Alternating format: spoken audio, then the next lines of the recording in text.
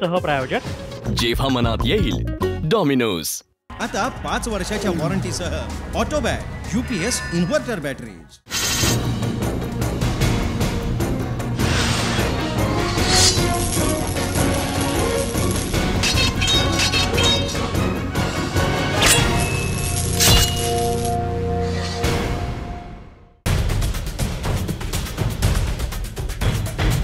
समाजासाठी काय केलं हे मराठा समाज विचारतोय प्रश्न।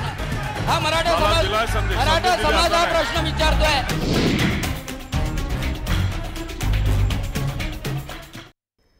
जय महाराष्ट्र, मी रुशाली यादव सारंग। मराठा क्रांती मोर्चा भगवा वादळ 9 ऑगस्टला क्रांती दिनी मुंबईत धडकणार आहे। अभूतपूर्व, ऐतिहासिक, आजपर्यंत न निघालेला असा भव्य मोर्चा मुंबईकर अनुभवणार आहेत। आतापर्यंत 57 मोर्चे निघाले, मुंबईमध्ये निघणारा 58वा मोर्चा आहे। कुठलंही राजकीय नेतृत्व नाहीये आणि आतापर्यंत ज्या पद्धतीनं नियोजन, शिस्त आणि संयमानं निघालेला हा मोर्चा मुंबईमध्ये सुद्धा तसाच धडकणार आहे। मराठा समाजाला आरक्षण मिळावं ही प्रमुख मागणी। कोणताही पक्ष आरक्षणाला नाही म्हणत नाहीये, सकारात्मक प्रयत्नही सुरू असल्याचं सांगितलं जातंय, मात्र तरीही मागण्या काही मान्य होत नाहीयेत। विधानसभेमध्ये सुद्धा मराठा आरक्षणाच्या मुद्द्यावर गोंधळच पाहायला मिळाला आणि त्यामुळेच हा लक्षवेधी मुद्दा की मराठा समाजाच्या मागण्यांचं राजकारण होतंय का। समाजासाठी काय केलं हे मराठा समाज विचारतोय प्रश्न। हा मराठा समाज हा प्रश्न विचारतोय।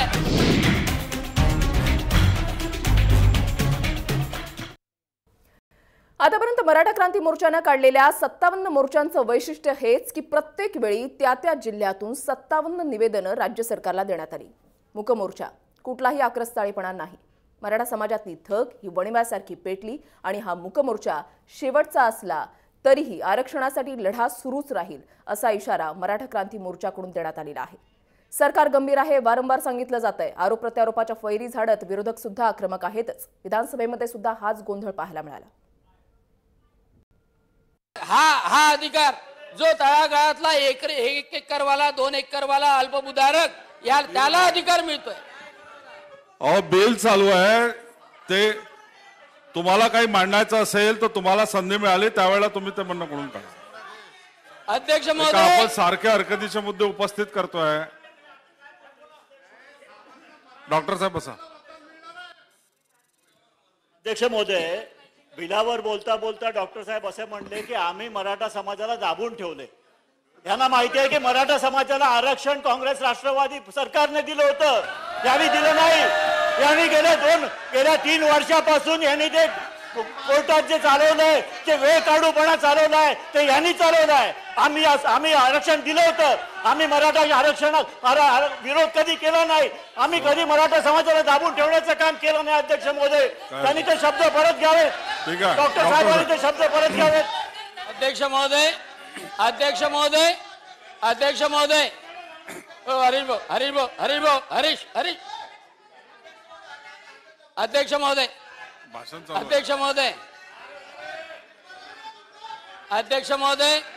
अध्यक्ष महोदय, मी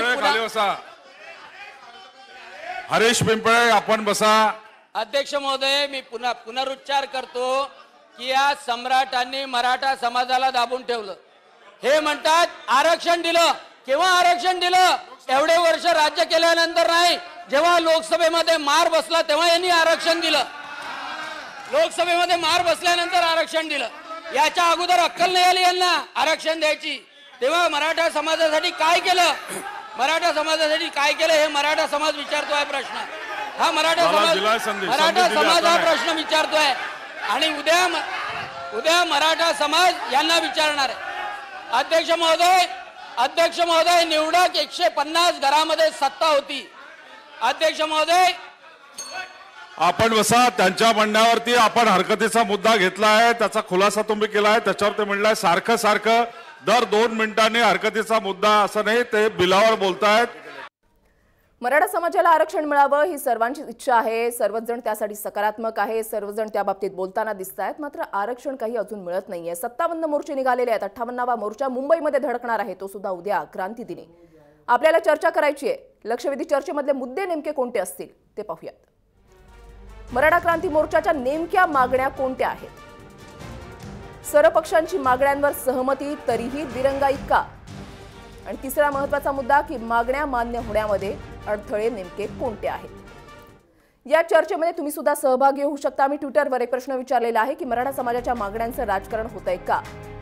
@जयमहाराष्ट्रN या आमच्या ट्विटर हँडलवर तुम्ही तुमचं मत नोंदवू शकता। आपल्याला चर्चेला सुरुवात करायची। आपल्यासोबत जय महाराष्ट्राचे संपादक तुळशीदास भोईटे आहेत, यानंतर आपल्यासोबत आहेत काँग्रेसचे प्रवक्ते अतुल लोंढे, यानंतर मराठा क्रांती मोर्चाचे मीडिया समन्वयक आहेत भैया पाटील आपल्यासोबत आहेत, त्याच्यानंतर विद्यार्थिनी श्रद्धा बारोकर जी उद्याच्या या मोर्चामध्ये सहभागी होणार आहे, आपलं मत रोखठोकपणे ती त्या ठिकाणी मांडणार आहे। यानंतर संभाजी ब्रिगेडचे केंद्रीय निरीक्षक आहेत सुहास राणे आणि यानंतर शिवप्रहार संघटनेचे संस्थापक संजीव भोर सुद्धा आपल्यासोबत आहेत। आपल्याला चर्चेला सुरुवात करायचीच आहे, मात्र त्याआधी मराठा क्रांती मोर्चामध्ये सुरुवातीपासूनच मुली ज्या आहेत त्या अग्रस्थानी राहिलेल्या आहेत आणि त्या जिल्ह्यातल्या जिल्हाधिकाऱ्यांना निवेदन देण्यापासून ते अगदी आपली भूमिका परखडपणे मांडण्यापर्यंत मुलीच पुढे राहिलेल्या आहेत। मुंबईतल्या मोर्चामध्ये सहभागी होऊन आपला आवाज यंत्रणांपर्यंत पोहोचवण्याचा प्रयत्न पुन्हा एकदा या मुली करणार आहेत। त्यांच्याशी संवाद साधलेला आहे आपले प्रतिनिधी रामनाथ दवणे यांनी। सुरुवातीला तो पाहूया।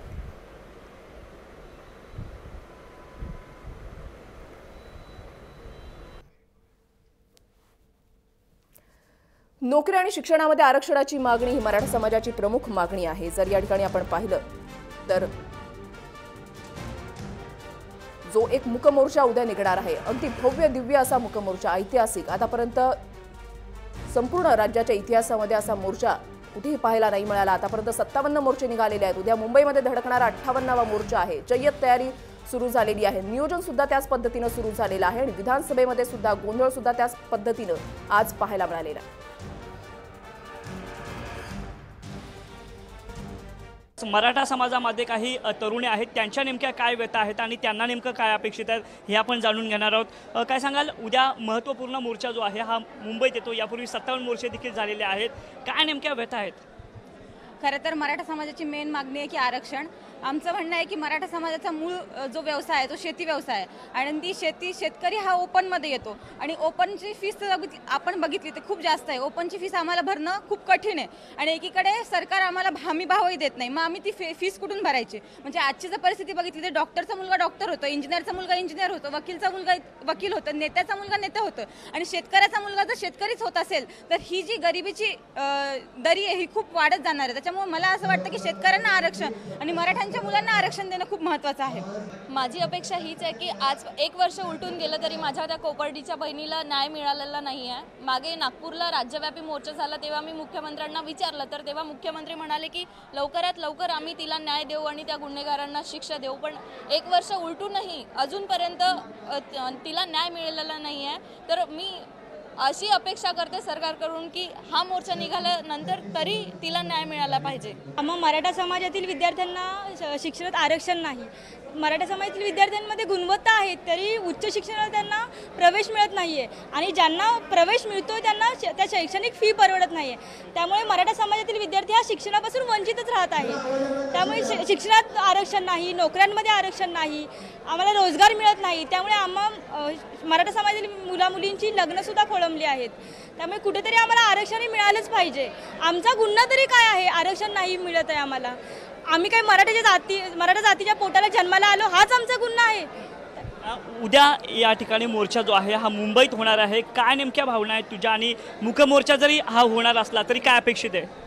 आम्ही इथे महाराष्ट्रातून वेगवेगळ्या ठिकाणून वेगवेगळ्या जिल्ह्यातून वेगवेगळ्या गावातून इथे आलेलो आहोत। आमचा मराठा समाज एकवटला आहे इकडे, तर आमच्या ही पण अपेक्षा आहे की आम्ही ज्या पण अपेक्षा सरकारकडे मागतोय ते त्यांनी मान्य कराव्यात, अशी आमची त्यांच्याकडे अपेक्षा आहे। मग ती कोपर्डीतली घटना असो, शेतकऱ्यांचा जो मालासाठी हमीभाव असो आणि आरक्षण असो, तर सरकारने आमची मागण्या मान्य कराव्यात हीच आमची अपेक्षा आहे सरकारकडून। नक्कीच। तर उद्या होणाऱ्या मराठा आरक्षणाच्या मोर्चासाठी जे आहेत राज्यभरातून जे आहेत या तरुणी देखील मोठ्या संख्येनं जे आहेत या मोर्चामध्ये दाखल होणार आहेत। राज्य मागासवर्गीय आयोगाकडे अहवाल जो आहे हा लवकरात लवकर राज्य शासनानं मागवा आणि राज्य शासनानं सुप्रीम कोर्टातही तितक्याच पद्धतशीरपणे जो आहे या मराठा आरक्षणासाठी जे आहेत आपली भूमिका जी आहे ही स्पष्ट करावी, अशी मागणी जी आहे ही या ठिकाणी मराठा समाजाकडून केली जाते।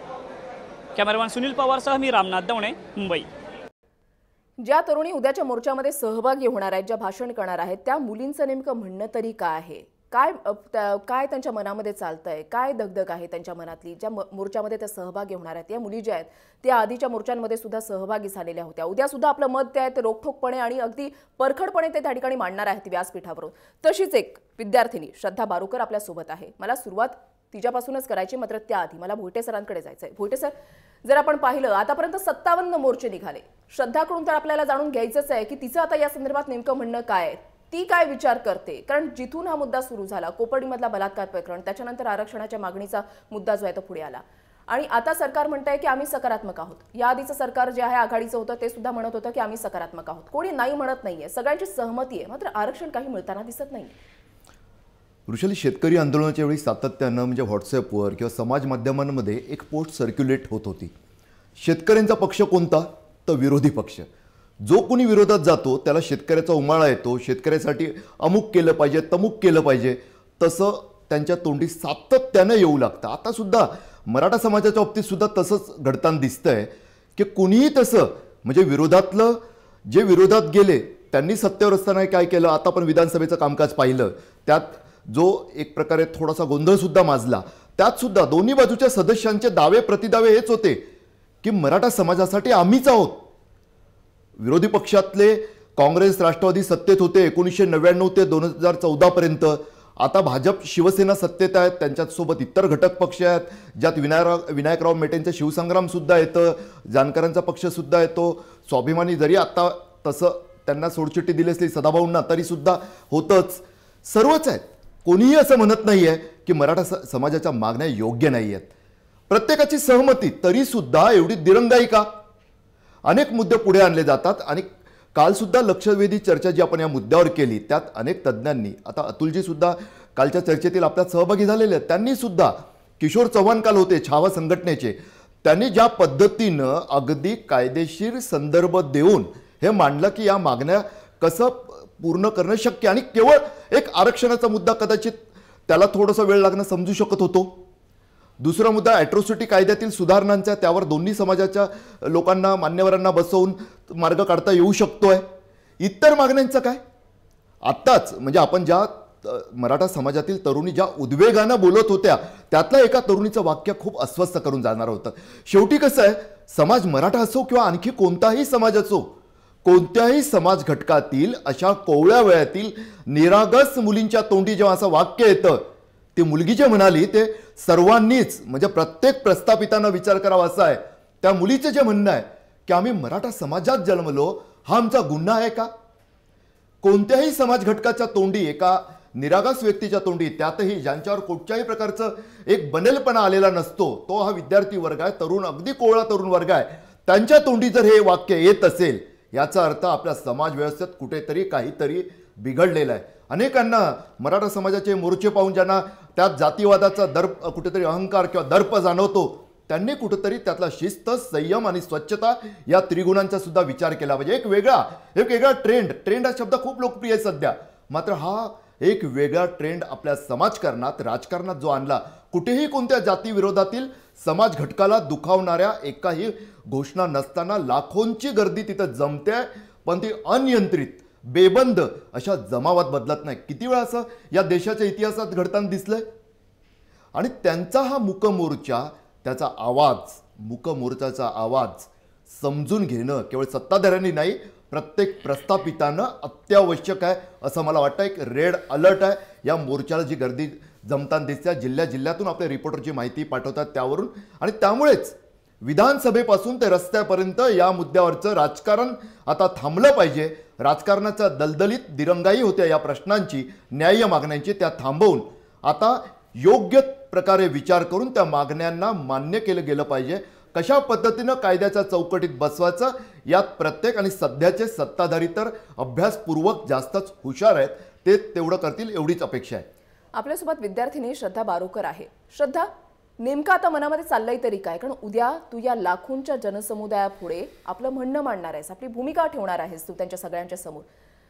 आता तू सांग की तुझ्या मनामध्ये नेमकं चाललंय तरी काय? कारण आतापर्यंत 57 मोर्चे निघालेले आहेत. तुम्ही प्रत्येक वेळेला जिल्हाधिकाऱ्यांना निवेदनं दिलेली आहेत. राज्य सरकारपर्यंत ते पोहोचलंय का?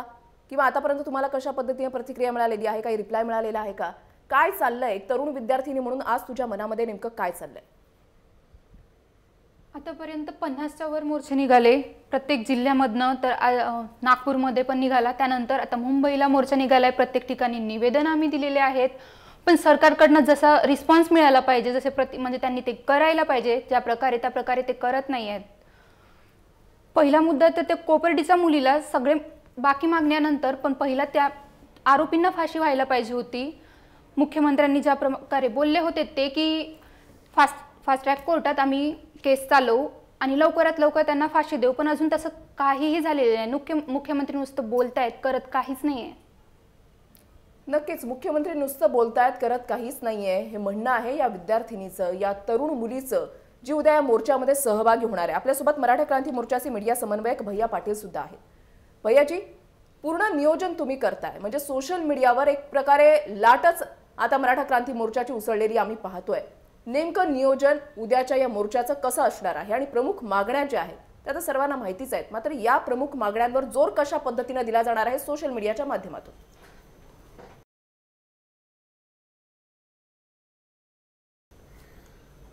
मराठा क्रांती मोर्चाचं काम सोशल मीडियाहून प्रभावीपणे सुरुवातीपासूनच चालू आहे.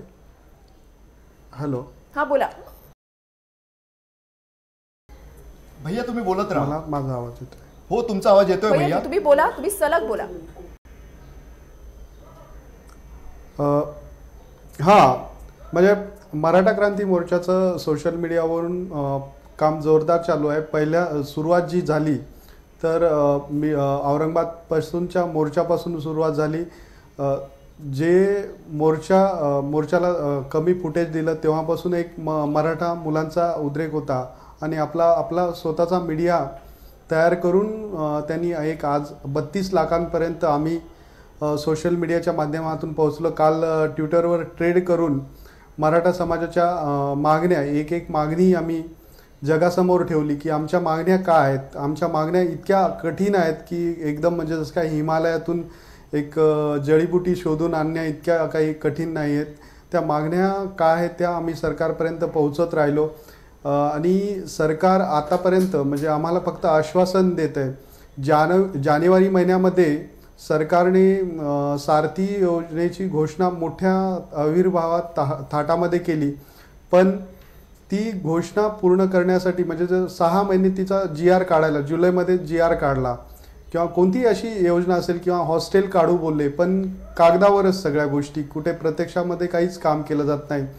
मराठा विद्यार्थ्यांना जी तातडीची मदत त्यांना द्यायची असते, म्हणजे जून जुलैमध्ये काही त्यांना सवलती दिल्या असत्या तर खूप चांगलं झालं असतं, पण सरकार असं काही म्हणजे एक सरकारला आरक्षण फक्त दाखवतात की कोर्टात आहे म्हणून तुम्हाला काही फॅसिलिटी भेटत नाही, पण सरकार म्हणून सरकारला बऱ्याच गोष्टी करता येतात, ते सरकार करत नाही आहे.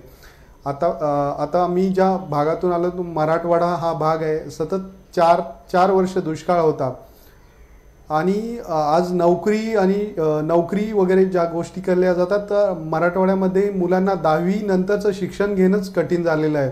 म्हणजे 10वी नंतर गाव सोडावा लागतो, गाव सोडला की राहण्याचा खर्च आणि हॉस्टेलचा खर्च, तो खर्चसुद्धा पूर्ण करण्याची ऐपत आता मराठवाड्यातल्या विद्यार्थ्यात नाही आहे. अशी स्थिती संपूर्ण महाराष्ट्रामध्ये आहे आणि याच्याकडे सरकार एकदम दुर्लक्ष करत आहे. त्यांना या लोकांसाठी काही करायचं नाही आहे आणि त्याचा एक उद्रेक आहे जो सोशल मीडियातून आता आपल्याला दिसून येतोय. बरोबर आहे. आतापर्यंत 57 मोर्चामध्ये तो दिसेल. बरोबर आहे. आतापर्यंत 57 मोर्चे काढले गेले. 58वा मोर्चा मुंबईमध्ये उद्या धडकणार आहे. ज्या पद्धतीनं सरकारकडून सांगितलं जात आहे की आम्ही आरक्षण देण्यासाठी सकारात्मक आहोत आणि कोणच असं म्हणत नाहीये की मराठा समाजाला आरक्षण नको, सगळ्यांची सहमती आहे, मात्र हे आरक्षण काही मिळताना दिसत नाहीये. आज विधानसभेमध्ये सुद्धा जेव्हा मुद्दा मांडला गेला त्यावेळेला सुद्धा फक्त आणि फक्त गोंधळच पाहायला मिळाला. त्याच्यामुळेच आम्ही हा लक्षवेधी मुद्दा घेऊन चर्चा करण्याचा प्रयत्न करतोय की मराठा समाजाच्या मागण्यांचं राजकारण होतंय का. ही चर्चा जी आहे ती आपल्याला अशी सुरू ठेवायची आहे. एक छोटासा ब्रेक घेणार आहोत आणि पटकन परत येणार आहोत. पाहत रहा जय महाराष्ट्र न्यूज. समाजासाठी काय केलं हे मराठा समाज विचारतोय प्रश्न. हा मराठा समाज हा प्रश्न विचारतोय.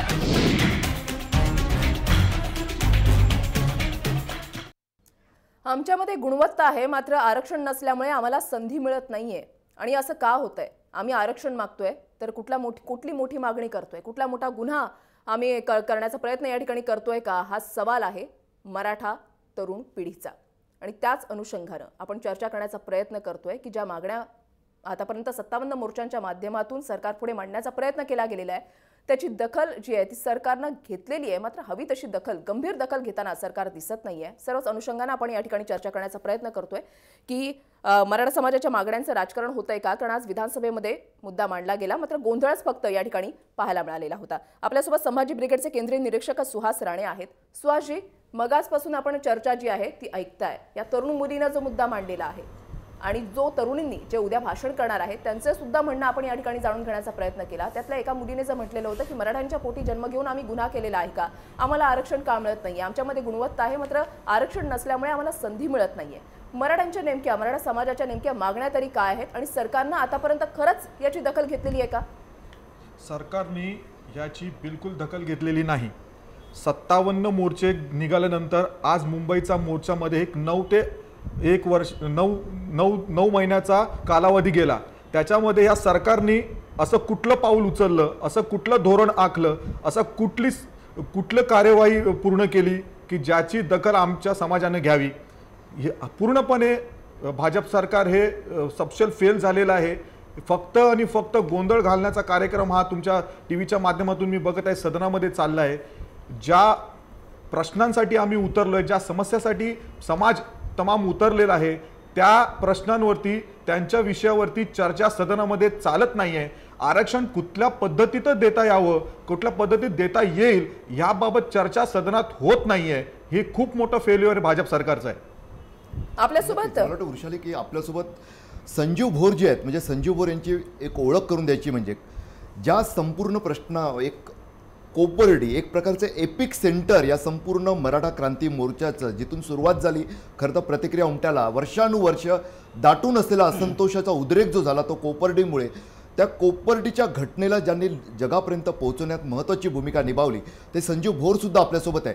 संजीवजी, एकंदरीत आता त्या मुलीसुद्धा मगाशी बोलत होत्या, माझ्यासोबत स्टुडिओत बसलेली श्रद्धासुद्धा सांगते नागपुरातून ती आलेली आहे, शेकडो किलोमीटर दूरवरून कोपर्डीच्या, मात्र मनातल्या भावना त्याच तीव्र आहेत की कोपर्डीच्या निर्भयाला अद्याप न्याय मिळालेला नाही आहे. संजीवजी. बरोबर आहे भोईटे साहेब. कोपर्डीचं 13 जुलै 2016ला ही अमानुष अत्याचाराची आणि हत्येची घटना घडली. 1 वर्ष होऊन गेलं. आजही आमच्या या भगिनीला न्याय मिळालेला नाही. माननीय मुख्यमंत्र्यांनी मागच्या अधिवेशनांमध्ये वेळोवेळी घोषणा केल्या की 6 महिन्याच्या आत या नराधमांना फाशी दिली जाईल. मात्र आजही हा खटला लांबवण्याचे सर्व प्रकारचे उद्योग सुरू आहेत आणि सरकार हतबलपणे पाहते अशी परिस्थिती आहे. सरकारने याच्यावर कायमस्वरूपी आणि कॉन्क्रीट असं काही काम केल्यासारखं दिसत नाही.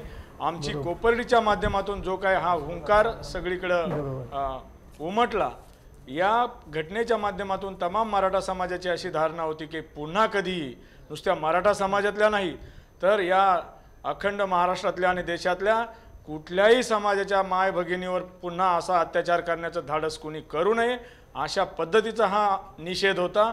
आणि लवकरात लवकर जर अशा नराधमांना शिक्षा झाली तर कुठेतरी जरब बसू शकते. मात्र जर शिक्षेला उशीर होत असेल, हा विलंब अशा पद्धतीने होत असेल तर तो न्याय न मिळण्यासारखाच आहे. खरं तर सरकारने अशा प्रकरणांच्या बाबतीत स्वतंत्र न्यायालयीन व्यवस्था निर्माण करणं गरजेचे आहे. आज सरकारची कार्यपद्धती कशी आहे की फास्ट ट्रॅक कोर्टात खटला चालवतो म्हणून घोषणा करायच्या आणि प्रत्यक्षात जे न्यायालय आता कार्यरत आहेत त्यांच्यावरच अतिरिक्त भार अशा संवेदनशील प्रकरणांचाही द्यायचा आणि त्यांच्या आहे त्या कामाच्या व्यापातून वेळ काढून त्यांनी ही संवेदनशील प्रकरणं हाताळायची. अशा पद्धतीची न्यायालयीन व्यवस्था ही कधीच महिला मुलींच्या अत्याचाराला अतिशय चांगल्या प्रकारे न्याय मिळवून देऊ शकत नाही. सरकारने अशा घटनांच्या बाबतीत फक्त घोषणा केल्या, बोलघेवडेपणा केला. या बाबतीत जर स्वतंत्र न्यायालय जर आपल्याकडे निर्माण होऊ शकली असती तर खटला नॉनस्टॉप चालला असता. त्याला खरं तर फास्ट ट्रॅक कोर्टात चाललेला खटला म्हणता येईल, परंतु अशा पद्धतीची व्यवस्था सरकार करू शकलेलं नाही. आणि म्हणून या सरकारचे प्रतिनिधी म्हणून भाजपचे आमदार आता आपल्यासोबत बाळा भेगडे सुद्धा जोडले गेलेले आहेत. भेगडेजी, आपण ऐकताय की काय म्हणणं आहे? 57 मोर्चे काढले गेले, निवेदनं दिली गेली, मात्र सरकारनं आतापर्यंत आमच्या मागण्यांची कुठल्याच प्रकारे दखल घेतलेली नाही असं म्हणणं आहे. या ठिकाणी संयोजकांचं, संभाजी ब्रिगेडचे सुहास राणे आहेत आपल्यासोबत, त्यांचं असं म्हणणं आहे 57 मोर्चे काढल्यानंतर सुद्धा सरकार का दखल घेत नाहीये? मागण्या एवढ्या मोठ्या वाटतात का?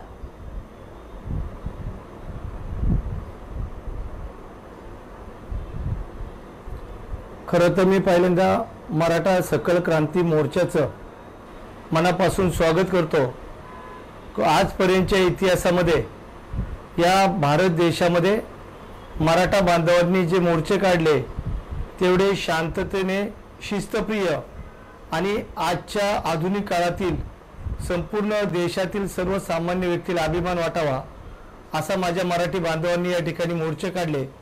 या 57 मोर्चाच्या माध्यमातून शासनाने नक्कीच याची दखल घेतलेली आहे की या ठिकाणी कोपर्डी सारख्या ठिकाणी झालेली दुर्दैवी घटनेमध्ये आमच्या त्या ठिकाणी भगिनीचा जो तिच्यावर झालेले अत्याचार कोर्टाच्या न्यायालयीन प्रक्रियेमध्ये ही बाब चालू असल्यामुळं या ठिकाणी लवकरच न्यायालयाच्या माध्यमातून या ठिकाणी संबंधित नराधामांवर शासन होईल असा मला विश्वास वाटतो।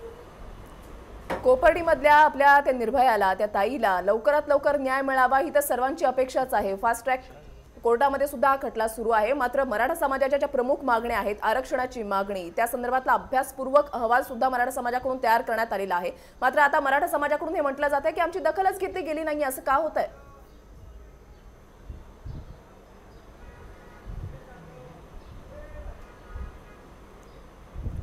बाळा भेंगडे, तुम्ही उत्तर द्यावं असं अपेक्षित आहे।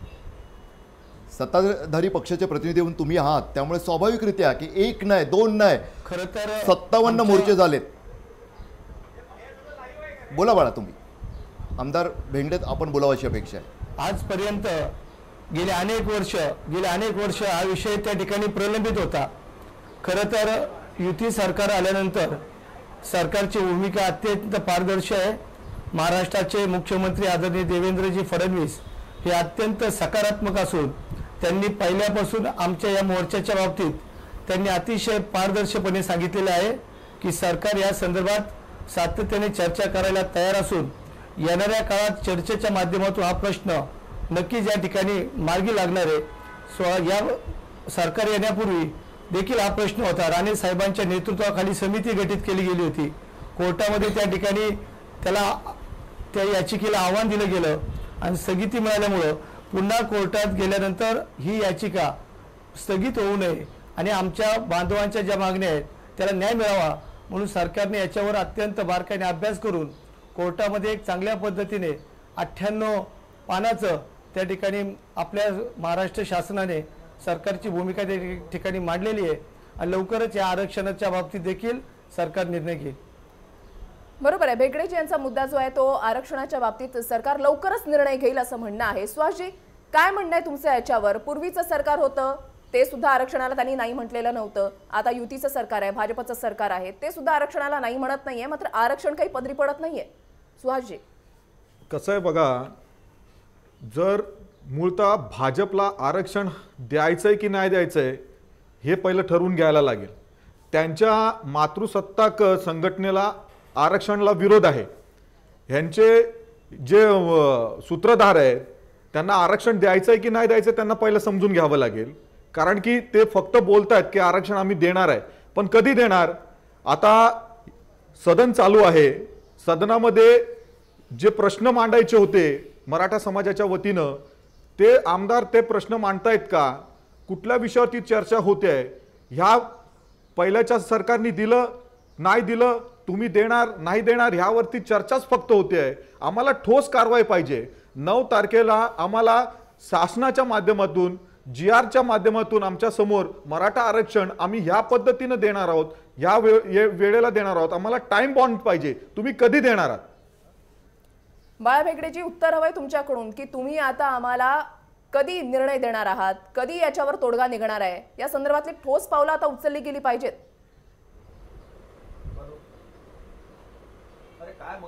भेगडेजी, एकंदरीत सरकारची भूमिका अत्यंत पहिल्यापासून पारदर्शी आहे। यापूर्वीच्या काळात जे झालं नाही ते आता एका दिवसात होणार नाही, परंतु येणाऱ्या काळात होत असताना पुढच्या काळात याच्यामध्ये आपल्याला सकारात्मक भूमिका घेऊन कायमस्वरूपी आमच्या मराठी बांधवांचा प्रश्न निकाली निघावा आणि त्यांना आरक्षण मिळावं म्हणून या ठिकाणी अभ्यास करून पूर्णपणे मराठी बांधवांना त्या ठिकाणी आरक्षण नक्कीच नक्कीच बाळा भेंगडे, थोडं थांबवतो तुम्हाला। सातत्यानं पारदर्शी अभ्यास करायचा आहे। नक्कीच अभ्यास केलाच पाहिजे, पारदर्शी कारभार असलाच पाहिजे। अतुल लोंढे आपल्यासोबत आहे, काँग्रेसचे प्रवक्ते अतुल लोंढे। या प्रश्नावर खूप चांगला त्यांचा अभ्यास आहे. त्यांच्याकडूनच जाणून घ्यावा काय वाटतं नेमकं, की आत्ताच आमदार बाळ भेंगडे सांगत होते की अभ्यास सुरू आहे आमचा, पारदर्शी पद्धतीनेच याच्यावर निर्णय घेतला जाईल. काय वाटतं नेमकं काय अभ्यास आणि काय पारदर्शीपणा आहे यात?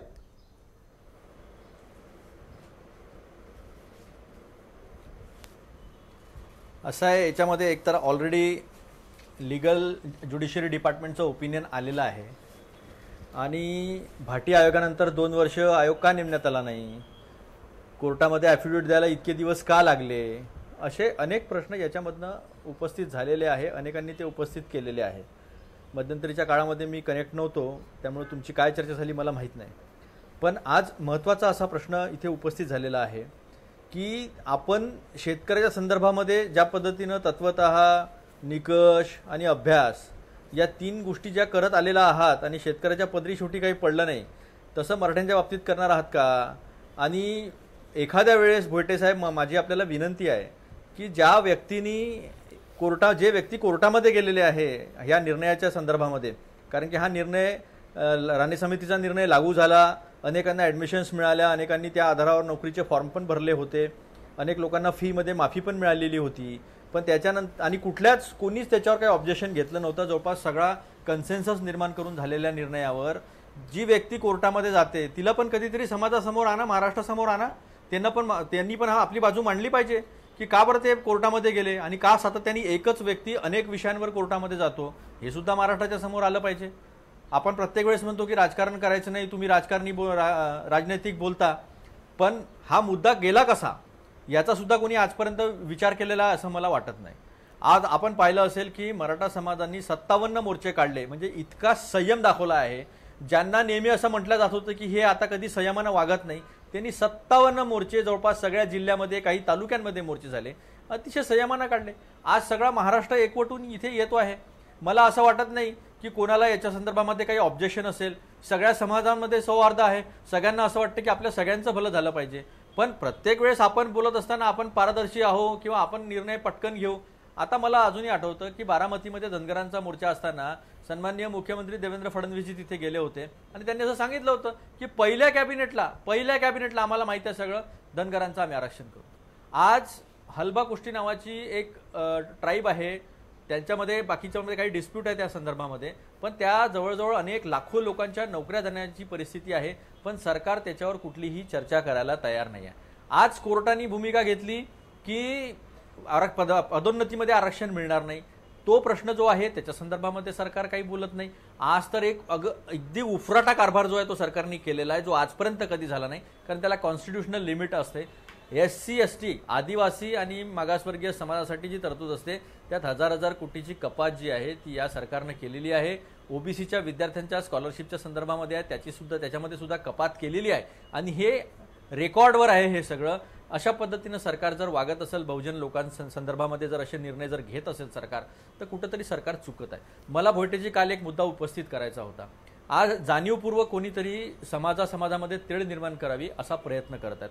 माझं सरकारवर ऑब्जेक्शन नाही, माझा सरकारवर आरोप नाही, पण जो कोणी करत असेल तो अतिशय चुकीचं करत आहे. आज मला तुमच्या माध्यमातून महाराष्ट्राला सांगायचं आहे, एक मेसेज फिरतोय व्हॉट्सअपवर आणि सोशल मीडियावर सगळ्या, तो हा फिरतो आहे की अमेरिकेमध्ये नासा डेव्हलप झालं, अमेरिकेमधल्या बिल्डिंग्स आणि अमेरिकेमधली सगळी डेव्हलपमेंट दाखवली जाते आणि भारतामध्ये कुठली डेव्हलपमेंट होत नाही. मग याचं खाली कारण विचारलं जातं. याचं खाली कारण असं आहे की अमेरिकेमध्ये आरक्षण नाही आहे आणि भारतामध्ये आरक्षण असल्यामुळे अशा पद्धतीने भारत मागे राहिलेला आहे. पण मला त्या सगळ्या लोकांना सांगायचं आहे, महाराष्ट्रातल्या त्यांची दिशाभूल जी होत आहे ती त्यांना मला खरी गोष्ट सांगायची आहे की भारताच्याच आरक्षणाच्या धोरणावर आधारित अमेरिकेमध्ये सुद्धा अफर्मेटिव्ह ॲक्शन प्रोग्राम, त्याला ते रिझर्वेशन पॉलिसी म्हणत नाही, त्याला ते अफर्मेटिव्ह ॲक्शन प्रोग्राम म्हणतात.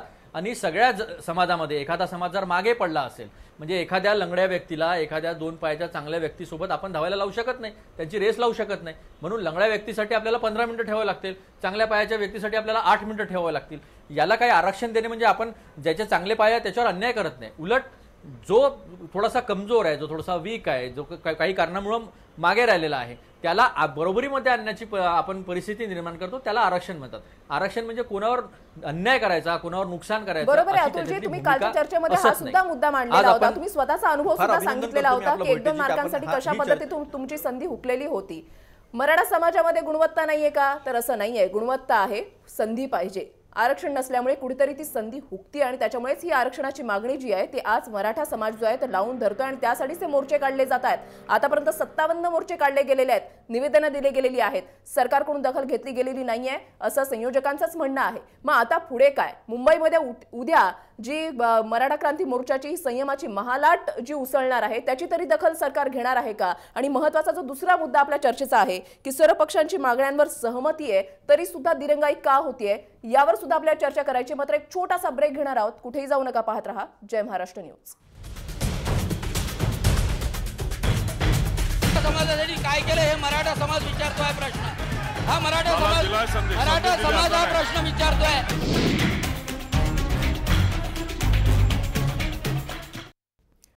आरक्षणाची मागणी घेऊन मराठा समाज जो आहे तो उद्या मुंबईमध्ये धडकणार आहे. मराठा क्रांती मोर्चाची ही सुनामी जी आहे ती येणार आहे, मुंबईमध्ये येणार आहे. सर्वच अनुषंगाने आपण चर्चा करण्याचा प्रयत्न करतोय की आतापर्यंत वर्षभरामध्ये राज्यभरात 57 मोर्चे काढले गेले. आतापर्यंत कधीही कुणी असे मोर्चे अनुभवलेले नव्हते, तेवढे मोठे मोर्चे काढले गेले. लाखोंचा मराठा समाज जो आहे तो एकाच वेळेला एकाच ठिकाणी एकाच मार्गावर एकवटलेला पाहायला मिळाला. मात्र तरी सुद्धा सरकारकडून हवी तशी दखल घेतली गेलेली नाहीये.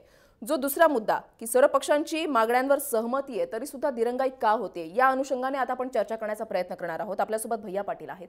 भैयाजी, नेमकं घडतंय तरी काय की मागण्या ज्या आहेत ते प्रत्येक वेळेला तुमच्याकडून दिल्या जातात, मराठा क्रांती मोर्चाकडून या मागण्या ज्या आहेत मुलींच्या तरुणींच्या मार्फत जिल्हाधिकाऱ्यांना दिले जातात, याचा अर्थ असा की त्या सरकारपर्यंत पोहोचलेल्या आहेत.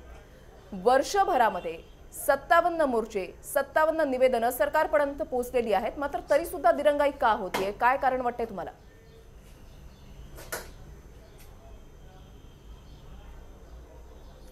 सरकारची इच्छाच नाही मागण्या मान्य करायच्या. जर इच्छा असते तर काहीतरी म्हणजे आरक्षण ही जी मागणी आहे ती कोर्टामध्ये आहे असा तो नेहमी संदर्भ देतात. पण त्यांना असं हे दुसऱ्या ज्या काही मागण्या आहेत शिष्यवृत्तीची असेल, विद्यार्थ्यांना तात्काळ सहाय्यता करणे, आता मराठा म्हणजे संपूर्ण शेतकऱ्यांची कर्जमाफी करणे, कर्जमुक्ती करणे, अशा ज्या मागण्या आहेत त्या सरकारच्या हातामध्ये आहेत, त्या करू शकतात. इन्स्टंट विद्यार्थ्यांसाठी हॉस्टेल जर ते आता लगेच बांधून नाही शकले तर एक बिल्डिंग्स वगैरे किरायाने घेऊन त्या ठिकाणी 500 विद्यार्थी मराठा ठेवून त्यांची व्यवस्था करू शकते. पण सरकारला या गोष्टी करायच्या नाहीत. सरकार फक्त आणि फक्त आश्वासन देते आणि दाखवते की आम्ही यांच्या बाजूने पॉझिटिव्ह आहोत.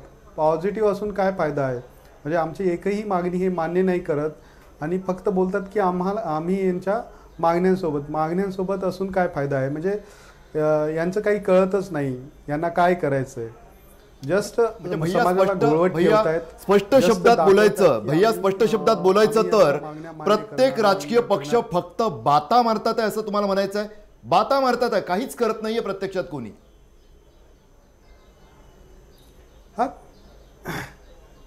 तसंच होतंय. समाजाला जे ठोस म्हणजे कन्स्ट्रक्टिव्ह काम करणं आवश्यक होतं, समाजाच्या प्रगतीसाठी काही काम करायची ज्यांच्याकडे म्हणजे सत्ता होती तेव्हा त्यांना करता आलं असतं आणि आता जे सत्तेमध्ये आहेत ते पण काही हे करत नाही.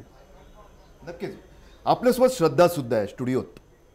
श्रद्धा माझ्या दृष्टीनं या संपूर्ण प्रकरणातील एक महत्त्वाची व्यक्ती, कारण यासाठी महत्त्वाची आहे कारण ही पिढी मराठा या आपल्या समाजातील एका समाज घटकातील जी तरुण पिढी आहे ती कोपर्डीच्या घटनेनंतर पेटून उठली, चिडून बाहेर आली. कधीही असं दिसलं नव्हतं. म्हणजे कोणत्याही समाज घटकांचे मोर्चे याआधी निघाले नाहीत का? निघालेत. मात्र महिलांचा जो सहभाग दिसून आला आणि त्यातही या तरुण पिढीचा जो सहभाग दिसून आला ज्यांच्यावर कोणत्याही प्रकारचे वैचारिक संस्कार किंवा कुसंस्कार सुद्धा झालेले नाहीत, जे बनेलपणाकडे अजूनही वळलेले नाहीत, अशा पिढीची प्रतिनिधी असणारी श्रद्धा सोबत आहे आपल्या. श्रद्धा, तुला काय वाटतं की राजकीय पक्ष मग कोणतेही असो कोणीही असं म्हणत नाहीये की मराठा आरक्षणाला विरोध आहे का? नाही. आणि केवळ आरक्षण हा मुद्दा आहे का किंवा फक्त ॲट्रॉसिटी हा मुद्दा आहे का? त्याबरोबरच जर आपण ग्राफिकच्या माध्यमातून आता जे पाहत होतो त्यातून लक्षात येतं की शेतकरी समाजासाठी सुद्धा मोठ्या मागण्या आहेत. स्वामीनाथन आयोगाची अंमलबजावणी करायची आहे, शैक्षणिक काही मागण्या आहेत, त्याचबरोबर शिष्यवृत्तीच्या मागण्या आता भैया पाटील म्हणाले त्याचं, त्याचबरोबर सरसकट कर्जमाफीची मागणी सुद्धा याच मोर्चाची होती जे काही अंशी पूर्ण झालेली आहे. एकंदरीत जर पाहिलं तर प्रत्येक राजकीय पक्ष सहमती दाखवतो, प्रत्यक्षात काही करत नाही. तुझ्यासारख्या तरुणांना काय वाटतं श्रद्धा? प्रत्येक पक्ष म्हणतोय की आरक्षण द्यायला पाहिजे, दुसरा पक्ष म्हणतोय आमची हरकत नाही, एक मिळायला पाहिजे. पण असं म्हणजे सगळं राजकारण सुरू आहे यात, असं मला तरी वाटतं. प्रत्येकजण आपली मताची पोळी भाजून घेतोय, समाजासाठी काहीतरी करायचंय ते करत नाही आहे.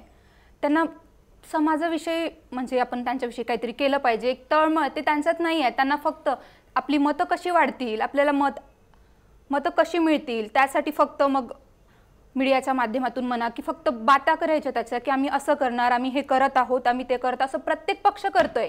याच्यावर पूर्ण राजकारण होते. राजकारण फक्त राजकारण होतंय. आमदार बाळा भिंगडे आपल्यासोबत आहेत. तुम्ही स्वतः सातत्यानं खरं तर मावळ परिसरातील शेतकऱ्यांसाठी सुद्धा तुम्ही लढलेला, जेव्हा विरोधात होता तेव्हा सुद्धा. मात्र एक प्रमुख मागणी जी शेतकऱ्यांच्या मागण्यासंदर्भात सुद्धा काही मागण्या या मराठा मुक मोर्चाच्या आहेत, मराठा क्रांती मोर्चाच्या आहेत. का असं घडतं की आता आपलं सरकार आहे, तुमचं सरकार आहे, तुम्ही म्हणाल तसं अभ्यासूपणे पारदर्शीपणे कारभार सुरू आहे, तरीसुद्धा ज्या सर्व समाजासाठी सर्व समाज घटकांसाठी उपयोगी पडतील त्या मागण्यांना सुद्धा का मान्य केलं जात नाही? आमदार बाळा भेगडेचा हा प्रश्न तुमच्यासाठी आहे. खरं तर आपल्या मराठा क्रांती मोर्चाच्या निमित्ताने ज्यावेळेस शेतकऱ्यांच्या संदर्भातला विषय पुढे आला तर शेतकऱ्यांच्या मालाला हमीभाव मिळावा म्हणून देशातलं महाराष्ट्र हे एकमेव राज्य आहे की ज्यांनी कृषी मूल्य आयोगाची स्थापना केली. माननीय पाशाजी पटेल साहेब यांच्या नेतृत्वाखाली आमच्या शेतकऱ्यांच्या मालाला हमीभाव मिळावा म्हणून या राज्याने क्रांतिकारक स्वरूपाचा निर्णय घेतला. आणि सर्वात महत्त्वाचं, नुकत्याच राज्याच्या या पुरवणी अर्थसंकल्पीय बजेटमध्ये महाराष्ट्र सरकारने 20,000 कोटी रुपयापेक्षा जास्त रकमेची तरतूद करून आपल्या सर्व 90,000 शेतकऱ्यांपर्यंत या ठिकाणी कर्जमाफीच्या संदर्भातला निर्णय घेतला. 1.5 लाखापर्यंत त्या ठिकाणी कर्ज माफ करत असताना जो शेतकरी प्रामाणिकपणे आपलं कर्जाची परतफेड करतो त्याला प्रोत्साहनपर 25,000 किंवा त्या ठिकाणी 15,000च्या पुढे रक्कम देणारं राज्य म्हणून आपल्या या मराठा क्रांती मोर्चाच्या माध्यमातूनच या गोष्टीची दखल घेतली गेली आणि शेतकऱ्यांच्या हिताच्या दृष्टीने या ठिकाणी सरकारने हा क्रांतिकारक स्वरूपाचा निर्णय घेतलाय. हे क्रांतिकारक निर्णय घेतल्याचं तुम्ही म्हणताय. संजू भोर आपल्यासोबत आहे जे शेतकरी आंदोलनात सुद्धा सहभागी झालेले. त्याचबरोबर अतुल लोंढे यांना सुद्धा मला विचारायचं. मात्र आधी संजू भोर यांच्याकडे मी जातो कारण कृषी मूल्य आयोगाबद्दल म्हणजे राज्यात कृषी मूल्य आयोग कशा पद्धतीने काम करू शकतो का त्याबद्दल अतुल लोंढे यांना मी विचारण्यात. मात्र संजू भोर तुम्ही स्वतः शेतकरी आंदोलनात सहभागी झालेल्या नगरमध्ये तुमच्यावर काही गुन्हे सुद्धा दाखल झालेत. पटतंय तुम्हाला आता जे सांगितलं गेलं की शेतकऱ्यांसाठी खूप काही केलं गेलं? सरकारची जी भूमिका आहे ती इतकी विचित्र आहे की याच्या आधी कधी असा अनुभव घेतला नव्हता. एखादी घोषणा करायची आणि त्या घोषणेच्या इतका डंका पिटायचा, प्रत्यक्षात त्या वंचित घटकांना न्याय भेटतो का, त्यांना किती फायदा होतो, लाभ मिळतो याच्याशी काही घेणं नाही. नुसतं प्रसिद्धी आणि विषय वाजवत न्यायचे. आमच्याकडे ग्रामीण महाराष्ट्रात याला रेवड्या वाटणं म्हणतात. म्हणजे अक्षरशः हा रेवड्या वाटण्याचा कार्यक्रम भाजप सरकारकडून सुरू आहे. सगळ्याच जे वंचित घटक आवाज उठवतात, आपल्या हक्क अधिकाराचा लढा लढतात, त्या सर्वांना अशाच पद्धतीने खेळवण्याचं काम चालू आहे. कृषी मूल्य आयोगाची स्थापना केली ह्या एका घोषणेत. हे आता किती पंचवार्षिक काढतील आम्हाला माहीत नाही. म्हणजे कृती करायची नाही, फक्त घोषणा करायच्या. आता हे मराठा क्रांती मोर्चा चालू झालं, आंदोलन सुरू झाल्यापासून किती घोषणा झाल्यात आत्तापर्यंत. एक उदाहरण देतो मी.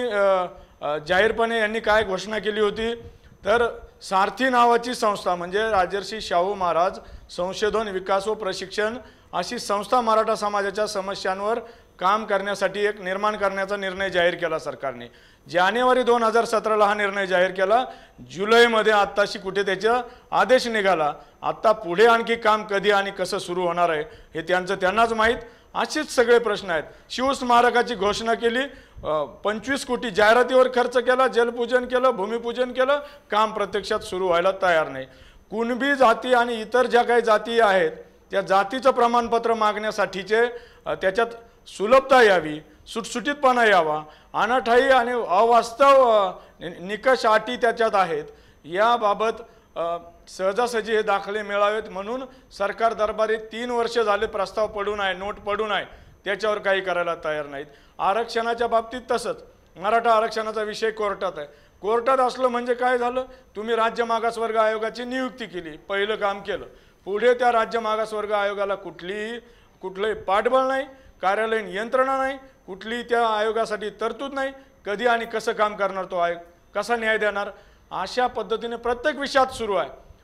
तिकडे आरक्षण उच्च न्यायालयाचं प्रकरण, आरक्षणाचं प्रकरण न्यायालयात मानायचं आणि इकडे दुसऱ्या काही सवलती, शैक्षणिक सवलती मराठा समाज मागत आहे त्याच्याकडे पद्धतशीरपणे दुर्लक्ष करायचं. एक निर्णय घेतला, 1 लाखापासून तर 6 लाख EBC सवलत जी आहे, आर्थिकदृष्ट्या मागासलेल्या घटकांसाठीची सवलत, तिची उत्पन्न मर्यादा 1 लाखावरून 6 लाख केली. पण 6 लाख करताना मात्र 2.5 लाखापेक्षा जास्त उत्पन्न असणाऱ्यांना 60% जास्त मार्क असतील असले तरच लाभ घेता येईल, त्यांचे बायोमेट्रिक हजेरी लागेल, इतक्या अटी त्याच्यात घातल्या. इयर डाऊन नसलं पाहिजे कुठल्या टर्म, कुठल्याही गोष्टीमुळे तो एखादा विद्यार्थी परीक्षा देऊ शकला नाही. स्टेप बाय स्टेप या ठिकाणी जे मुद्दे मांडताय, सर्वच अनुषंगानं जर या ठिकाणी विचार केला तर सरकारची नेमकी भूमिका तरी काय असा प्रश्न पडतोय. अतुल लोंढे आहेत आपल्यासोबत. अतुलजी, नेमकं चाललंय तरी काय असं वाटतंय, कारण की कृती नाही आणि फक्त घोषणाच केल्या जात आहेत असं या ठिकाणी संजीव भोर यांचं म्हणणं आहे. फक्त समित्या स्थापन करायच्या, अहवाल मागवायचा आणि मग निर्णय येण्याची वाट पाहायची, नेमकं एवढंच चालू आहे सरकारमध्ये?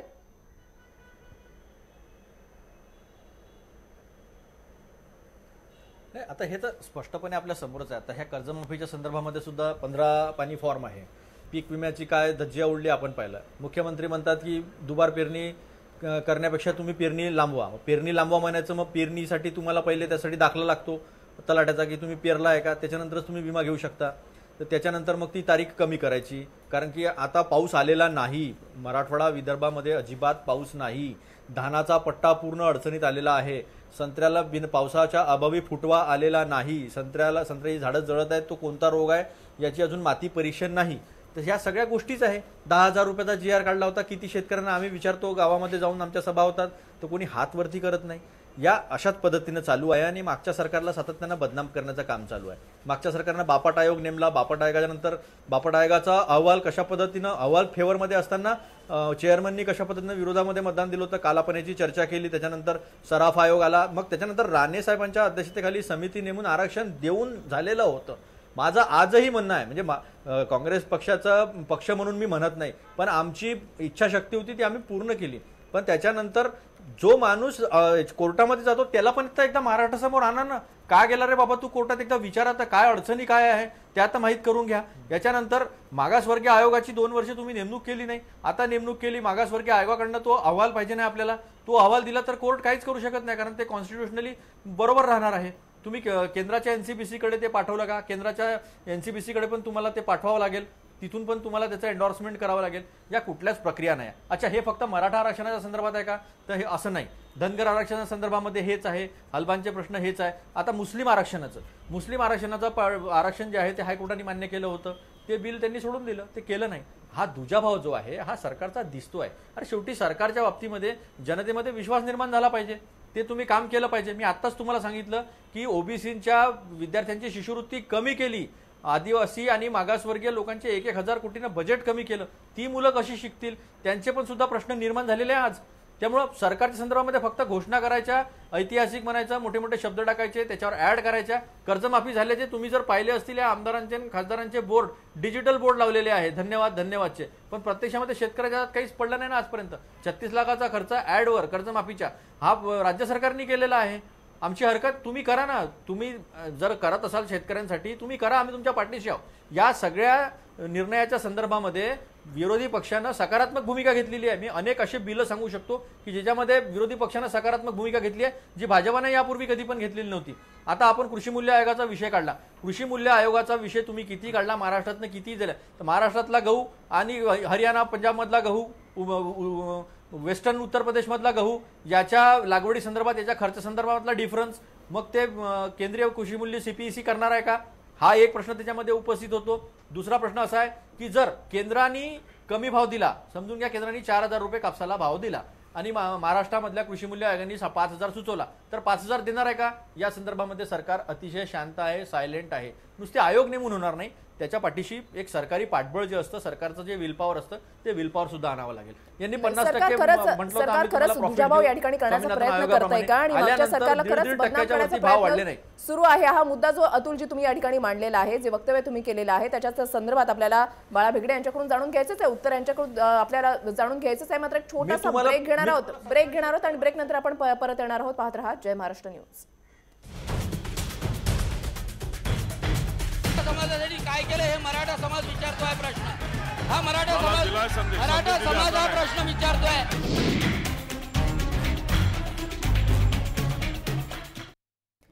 सर्वच पक्ष म्हणतायत की मराठा समाजाला हे आरक्षण मिळालंच पाहिजे. सरकार म्हणतंय की आम्ही सकारात्मक आहोत, मराठा समाजाला आरक्षण मिळेलच. मात्र गोंधळ आणि फक्त गोंधळच पाहायला मिळतोय, प्रत्यक्ष कृती काही होताना दिसत नाही आणि त्याच्यामुळेच निघतायत ते 57 मराठा क्रांती मोर्चे आणि उद्या मुंबईमध्ये जो धडकणार आहे तो 58वा मराठा क्रांती मोर्चा. बाळा भेगडे आहेत आपल्यासोबत, जे भाजपचे आमदार आहेत. भेगडेजी, अतुल लोंढे यांनी मांडलेला मुद्दा ब्रेकवर जाण्याआधी तो तुम्ही ऐकलेलाच आहे. त्यांनी जे मुद्दे या ठिकाणी मांडलेले आहेत की सरकार दुजाभाव करतंय, मागच्या सरकारला बदनाम करण्याचे या ठिकाणी प्रयत्न सुरू आहे, खरंच असं होत आहे?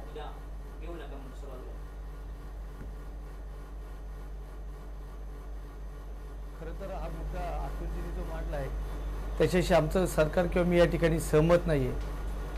3 वर्षापूर्वी महाराष्ट्र म्हणजे 3 वर्ष व्हायला महाराष्ट्रात युतीचं सरकार या ठिकाणी आपलं काम करत आहे. हिंदवी स्वराज्याचे संस्थापक, महाराष्ट्राचं आराध्य दैवत छत्रपती शिवाजी महाराज यांचं आंतरराष्ट्रीय स्मारकाच्यासाठी केंद्र सरकारच्या पर्यावरण विभागाकडून सर्व त्या पद्धतीच्या परवानग्या प्राप्त करून घेतल्यानंतर या ठिकाणी लागणाऱ्या खर्चाच्यासाठीच्या निविदा देखील पूर्ण झालेल्या असून लवकरच सरकार या ठिकाणी छत्रपती शिवाजी महाराजांच्या स्मारकाच्या कामाचा शुभारंभ करणार आहे. हा पहिला प्रामुख्याने मुद्दा या ठिकाणी सांगत असताना शेतकऱ्यांच्या कर्जमाफीच्या बाबतीत जी चर्चा किंवा संभ्रम अवस्था आहे, शेवटी शेतकरी आज सर्वांचा आहे. या शेतकऱ्याच्या बाबतीत राजकारण करू नये, कारण जेणेकरून ज्या शेतकऱ्याच्या जीवावर आज सर्वजण आपण जगतोय तो काय कष्ट करतो हे आपल्या सर्वांना माहिती आहे. म्हणून शेतकऱ्यांसाठी ज्यावेळेस महाराष्ट्र शासनाने छत्रपती शिवाजी महाराज शेतकरी सन्मान योजना या ठिकाणी घोषित केली, तो फॉर्म फक्त 2 पानाचा, एकच पान आहे आणि या ठिकाणी आपण त्याच्यावर संपूर्ण माहिती भरून द्यायची आहे. मध्यंतरी या ठिकाणी ऑनलाईन फॉर्मच्या बाबतीत अडचण निर्माण झाल्या होत्या, म्हणून ऑफलाईन फॉर्म देखील आम्ही भरून घेतले आणि थंब त्या ठिकाणी दिले गेले. मोठ्या प्रमाणात शेतकरी याच्यामध्ये सहभागी होतात. ते निश्चित ग्रामीण भागात बहुतेक ठिकाणी त्या ठिकाणी नेटवर्कचा प्रॉब्लेम येतोय, सरकारच्या लक्षात आलं म्हणून सरकारने देखील ऑफलाईन फॉर्म सर्वच राजकीय पक्षाच्या मंडळीने आपापल्या भागात हे फॉर्म भरावेत हे राज्याचे मुख्यमंत्री आदरणीय देवेंद्रजींनी सभागृहामध्ये जाहीर केलं आणि त्या धर्तीवर सगळीकडे फॉर्म भरायचं काम देखील मोठ्या प्रमाणात सुरू झालेलं आहे. भेगडेजी, तुम्ही स्वतः सातत्यानं मतदारांच्या संपर्कात असता, मावळ पट्ट्यातील सातत्यानं त्यांना भेटता, त्यांच्या भावना सुद्धा तुम्हाला ठाऊक झालेल्या आहेत. तुम्ही आता जे म्हणताय की सरकारनं खूप काही केलं, सध्याचं सरकार खूप काही करतंय, मात्र मग तुम्हाला असं स्पष्ट शब्दात म्हणायचं आहे का की 1999 ते 2014 पर्यंत अतुल लोंढे तुमच्या सोबतच बसलेले आहेत, काँग्रेस राष्ट्रवादीच्या सरकारने फक्त आणि फक्त मराठा समाजाच्या तोंडाला पानं पुसली, फक्त त्यांच्या प्रश्नांचं, त्यांच्या मागण्यांचं राजकारण केलं, त्यांच्या मतांवर 2004 आणि 2009 या 2 निवडणुका पदरात पाडल्या, सत्ता मिळवली, समाजाच्या मागण्यांना मात्र फक्त वाटण्याच्या अक्षता लावल्या, असं म्हणायचं आहे तुम्हाला भेगडेजी?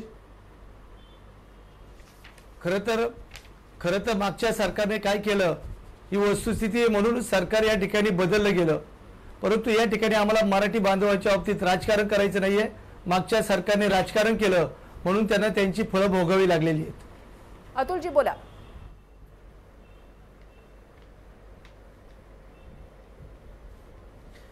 असं आहे की प्रचंड प्रमाणावर खोटे आरोप करून जे आज 3 वर्ष झाल्यानंतरही सिद्ध झाले नाही, काही आरोपांचे 1 महिन्यात करू, 100 दिवसात करू, असं करू तसं करू, कुठलाही आरोप हा आजपर्यंत सिद्ध झालेला नाही आहे. दुसरी गोष्ट अशी आहे की प्रचंड प्रमाणावर जे आश्वासनं यांनी जनतेला दिले होते त्या आश्वासनाला बळी पडून जनतेनं यांना मतदान केलेलं आहे. 15 लाखाचं असेल, 50% प्रॉफिट असेल, या सगळ्या गोष्टी दिली, याची आता चर्चाही करत नाही. उलट पक्षी अशी गोष्ट झालेली आहे की ब्लॅक मनीवर जो SIT नेमली होती त्याचा आता काही नामोनिशाण नाही आहे, त्याच्या संदर्भात काही चर्चा नाही आहे. 15 लाख हा जुमला झालेला आहे आणि आमचे सन्मान्य गडकरी साहेब स्वतः बोललेले आहे की अच्छे दिन हमारे गले की हड्डी हो गई आहे, असं नागपूरमध्ये ते एका अतुलजी मला असं वाटतं त्या विषयांवर जाऊया नको. आज फक्त आणि फक्त मराठा क्रांती मोर्चा हा एक विषय आहे. मी आपल्याला फक्त एवढंच सांगतो, नाही एवढंच सांगतो मी, त्यांच्या जुमलाबाजीबद्दल नको, फक्त मी सांग, बरोबर आहे ना, आपल्याला सांगतो ना मी सांगतो ना आपल्याला, काल पण बोला, मी आपल्याला काल पण सांगितलं होतं की खत्री आयोग नेमला होता, खत्री आयोगाच्या शिफारशीप्रमाणे मराठा कुणबी मराठा हे दोन्ही जोडण्यात आलं. बापट आयोगाच्या संदर्भामध्ये पण काल मी चर्चा केली होती की बापटांनी निर्णायक मत वापरलं आणि एक सदस्य असे होते की ते सदस्य 4च महिने झाले, त्यांनी अभ्यास केला नव्हता, त्यांनी विरोधामध्ये मतदान केलेलं होतं, म्हणून मग सब कमिटी नेमण्यात आली होती हर्षवर्धन पाटलांच्या अध्यक्षतेखाली, आणि मग सराफ समितीकडे ते जो आहे मागासवर्गीय आयोगाचे अध्यक्ष त्यांच्याकडे तो अहवाल देण्यात आला होता. शेवटी नारायण राणे समिती नेमून आम्ही ते आरक्षण दिलं होतं, तुम्ही दिलं नव्हतं असं म्हणू शकत नाही. अशी कशी धुळफूळ तुम्ही जनतेच्यात करू शकता? जनतेला माहिती आहे मिळालेलं, तुम्ही म्हणजे मी सरकार या प्रश्नांचा चांगला अभ्यास असणारे भैया पाटील आपल्या सोबत आहेत. भैया, तुम्हाला पटतंय एकंदरीतच कोणीही सत्तेत असो मराठा समाजाच्या बाबतीत फक्त वापरून घेण्याचा प्रयत्न होताना दिसतो? भैया 60% भाववाढ जी आहे ती शेतकऱ्यांच्या भैया बोला आपण दिलेली आहे.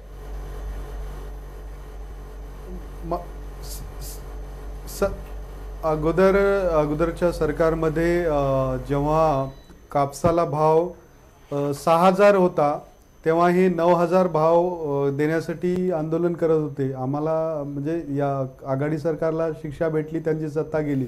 आता हे सत्तेवर आहेत. 3 वर्षामध्ये यांनी काय केलं?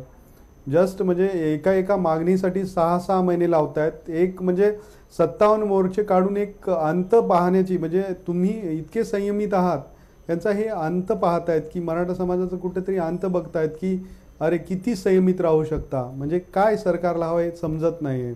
मराठा समाजाच्या मागण्या तशाच प्रलंबित ठेवल्या जात आहेत आणि जस्ट निस्त्या घोषणा त्या घोषणेनं वीट आलाय. आता लोकांना काहीतरी वेगळं पाहिजे. आम्हाला डायरेक्ट त्यांचं म्हणजे आमच्या मागण्या मान्य झाल्या पाहिजेत. आम्हाला ठोस कृती हवी आहे. भैयाजी, 57 मोर्चे या ठिकाणी काढले गेले, निवेदनं दिली गेली, मात्र अजूनही सरकारकडून हवी तशी दखल घेतली गेली नाही असं तुमच्याकडूनच सांगितलं जात आहे. इच्छाशक्ती नाहीये सरकारची असं वाटतंय?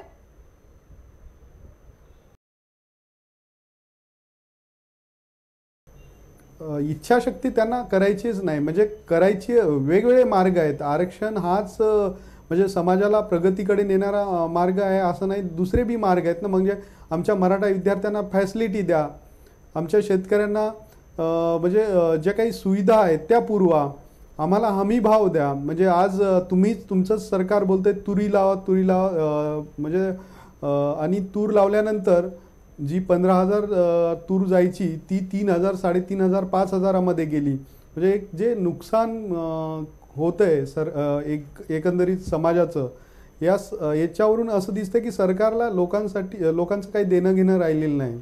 नक्कीच लोकांचं काहीही देणं घेणं राहिलेलं नाहीये. सुहास राणे मगासपासून बोलण्याचा प्रयत्न करतायत. नेमकं तुम्हाला काय वाटतंय? कारण तुम्ही कोणत्याही राजकारणाच्या बाहेरचे आहात, तुम्हाला काय वाटतं याबद्दल? सर, माझं असं मत आहे, पहिल्याच्या सरकारने केलेली चूक ही तुम्ही पुढे रेखताय. सगळ्या समितीचे अहवाल याचा अभ्यास तुमच्याकडे आहे, या अहवालाचा सगळं पाठपुरावा तुमच्याकडे केलेला आहे. 57 मोर्चाच्या मागण्या तुमच्याकडे आहेत. तुम्ही आता किती अभ्यास करणार आहात? बस झाला तुमचा अभ्यास.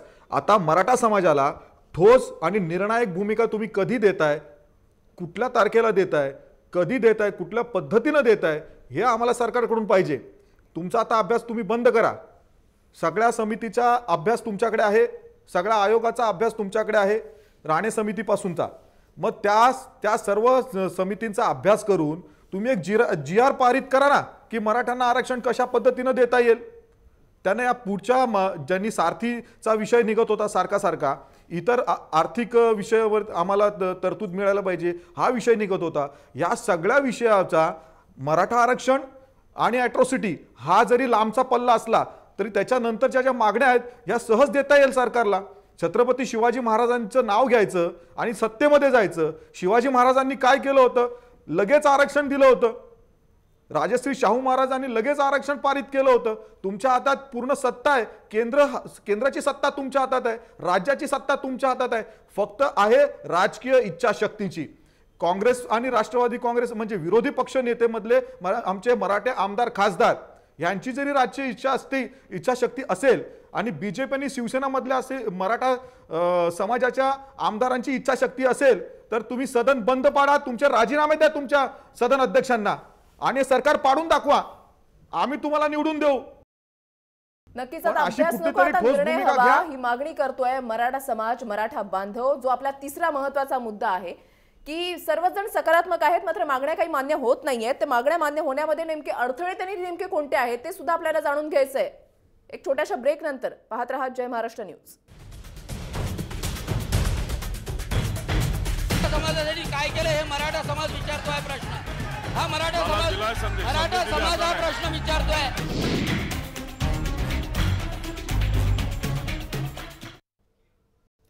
मराठा क्रांती मोर्चा मुंबईमध्ये धडकणार आहे. ज्या प्रमुख मागण्या आहेत त्याच्यामधली एक महत्त्वाची मागणी म्हणजे आरक्षणाची.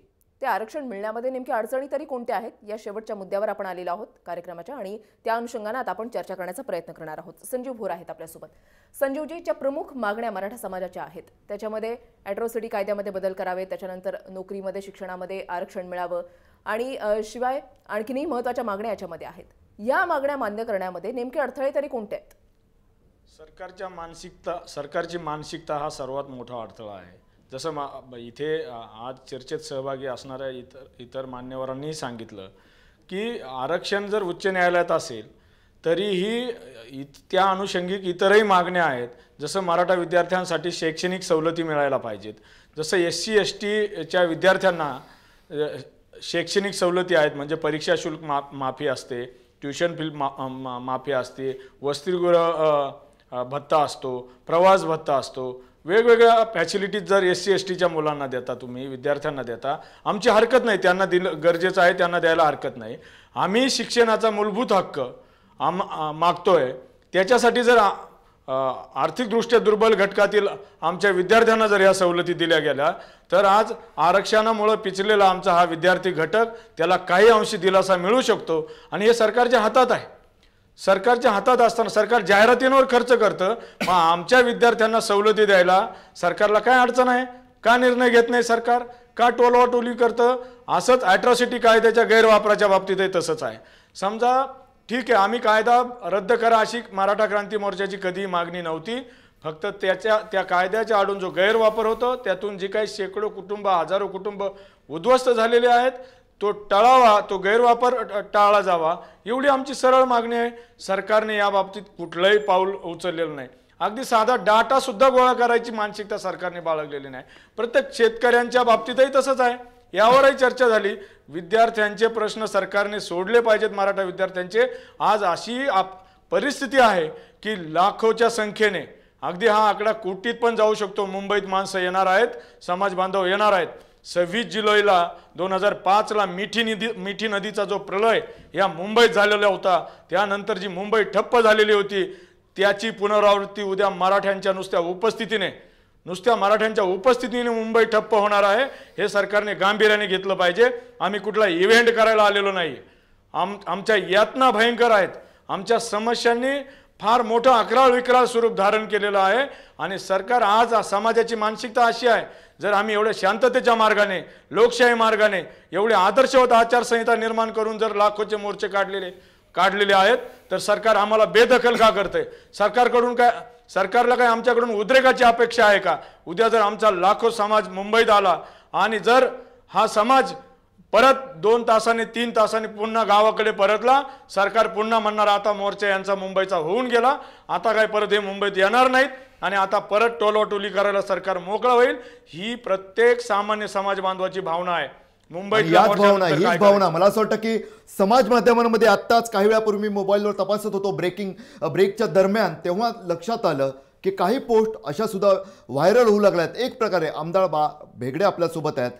भेगडेजी, तुम्ही स्वतः ऐकता आहात की संयम कुठंतरी समाजाचा, एका समाज घटकाचा जो आतापर्यंत शिस्त, संयम, स्वच्छता या त्रिगुणांसह 57, 1 नाही 2 नाही 57 मोर्चे निघाले. सुहास राणे समाज ब्रिगेडचे आहे, त्यांच्या तोंडून अखेर बाहेर पडलं की जे 147 आमदार मराठा समाजाचे सभागृहात बसल्यात, विधानसभेत बसल्यात, त्यांनी राजीनामे द्यावे. इतकी टोकाची भूमिका आता समाजाकडून व्यक्त होऊ लागलेली. आपण सुद्धा प्रतिनिधित्व करता आपल्याला ही ठाऊक आहे की समाजात काय खळबळ माजलेली आहे, आतमध्ये काय खदखदत आहे. एक टोकाची प्रतिक्रिया आत्ताच संजीव भोर, आतापर्यंत संयम, शिस्त राखत, स्वच्छतेचं सुद्धा पालन करत जे मोर्चे निघत होते, आता हा एक प्रकारचा अंतिम मोर्चा मानला जातोय. मुंबईतला एक महामोर्चा निघतोय. त्या मोर्चाच्या वेळी जर योग्य प्रकारे मागण्या मान्य झाल्या नाही, आता जी मी पोस्ट व्हायरल झालेली वाचत होतो की प्रसंगी तुम्ही विधान भवनाला घेराव घाला, कुणाला बाहेर येऊ देऊ नका, जोपर्यंत मागण्या मान्य होत नाही इथपर्यंत टोकाच्या पोस्ट फिरू लागलेल्या आहेत. कुठेतरी असं वाटत नाही की संयमाची परीक्षा पाहिली जाते? भेगडेजी,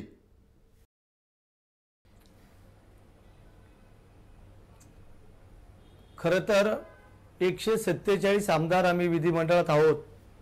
आमची देखील या ठिकाणी बैठक झाली. आम्ही त्या ठिकाणी निर्णय केला की यामध्ये आपण देखील